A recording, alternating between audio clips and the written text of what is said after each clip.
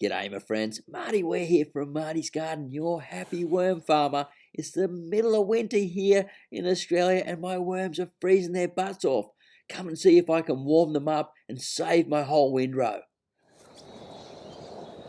G'day my friends, Marty Ware here from Marty's Garden. The sun's shining straight on my face because it's coming up over the horizon and I'm glad that the sun's out today because I really need it to warm up some of my worm farms. It's cold, it's probably about 7 degrees at the moment and we've got some more colder weather coming through.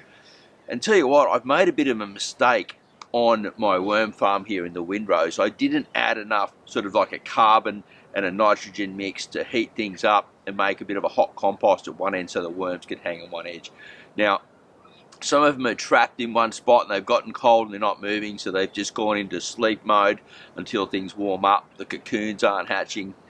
Lots going on here. I'm able to still sell some compost, but I'm not getting the reproduction that I'd normally get, like the 3 times or twice every 3 months of these worms producing. Now I've got some really big compost worms in here and I've added these big things here. They're called the biggest worm farms ever, and I've added 3 more of them to the system, put them out into the sun because I've got the other ones under the eaves in the wall and they're getting pretty cold too. So we'll have a look at those and I'll give you a look at the windrow.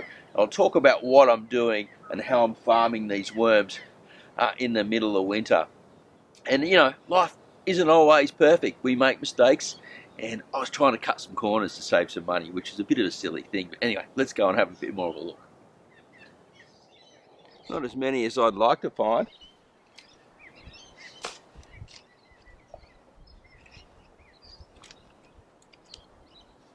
But they're here. And they're spread out more.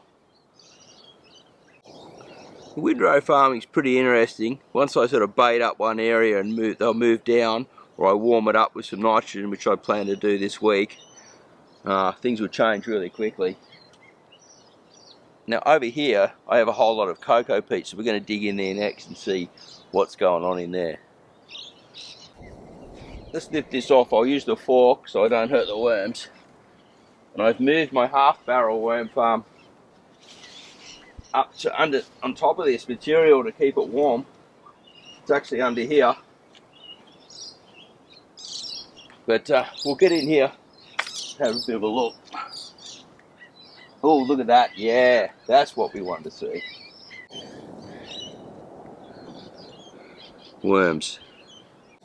Okay, so instantly I saw more heat coming out of here because this is breaking down nitrogen material. It's doing what I wanted it to do. I just need to add a bit more nitrogen in here to get it going even quicker. But if I put my hands in it, it's nice and warm and they're there.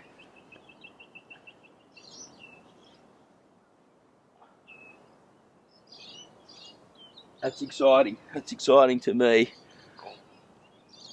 You can see them. The material's warm. Okay. This is like egg carton cardboard mixed up with the cocoa fibre. So I'll bring the camera in closer and I'll dig around so you can have a look. Hopefully we get the shot.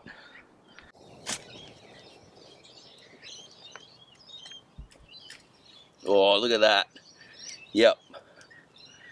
They're all there. The big ones just hanging off the edge of my fork there. Like, and it's warm, the material's warm. Ah, beautiful. Look at that big night crawler. What a ripper. We'll dig through a bit more, see what's happening.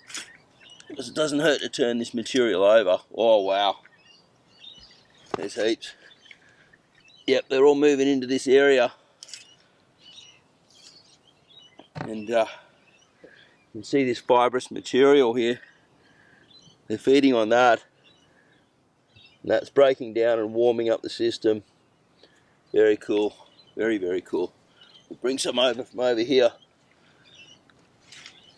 Okay, where that's dry, they're not as much. So obviously I need to wet this down a bit more. It's still got dry patches and they're here. I don't want to disturb them too much. Really exciting. Wow. Oh, that sun feels so good on my face. I got to say, I'm really excited that that's changed. It's made the change to get it right, and there's some warmth in there. All I got to do is add a bit of nitrogen into that end section, and I've got some cow manure and some horse manure lying around. I might go pick up some coffee grounds from the local shop, a cafe, throw that in as well, and start really feeding that section hard, and then start working also on getting the biggest worm farms ever system firing away a bit more, because I think they're a bit cold as well. That way they'll start breeding up their stocks again, and things won't slow down so much here on the micro farm.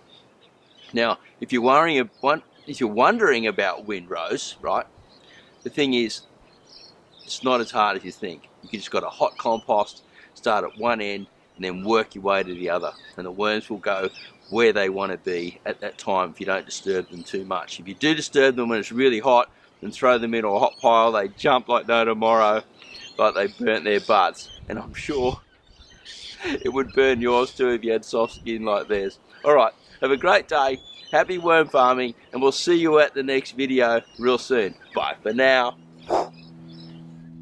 Want to learn more about worm farming? Then check out these cards and the links in the description. There's plenty more for you to devour and learn from.